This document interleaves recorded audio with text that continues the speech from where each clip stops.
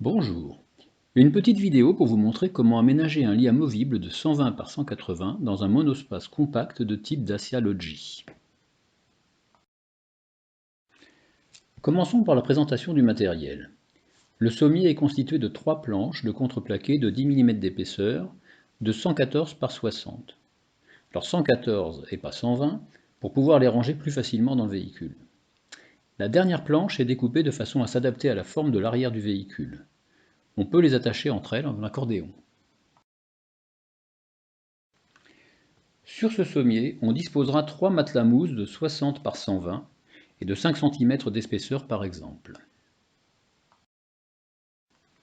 Pour supporter le sommier, on utilisera soit des barres de toit de récupération, comme ici, soit des tasseaux.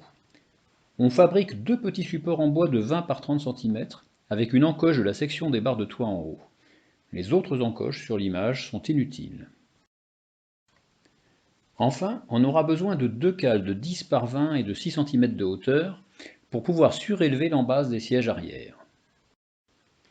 Pour installer notre lit, après avoir enlevé le cache-bagages, on va d'abord placer les deux cales de 6 cm sous les embases des sièges arrière, ce qui permettra d'avoir une surface horizontale sur les dossiers repliés. Ensuite, on dispose les deux supports verticaux de chaque côté du coffre, contre les passages de roues et en les bloquant derrière la protection de coffre d'acier si on en a une. On installe une barre de toit en transversale sur ces deux supports en l'insérant dans l'encoche supérieure. On installe ensuite les trois autres barres de toit en s'appuyant sur cette barre transversale d'une part et sur les dossiers de siège repliés d'autre part.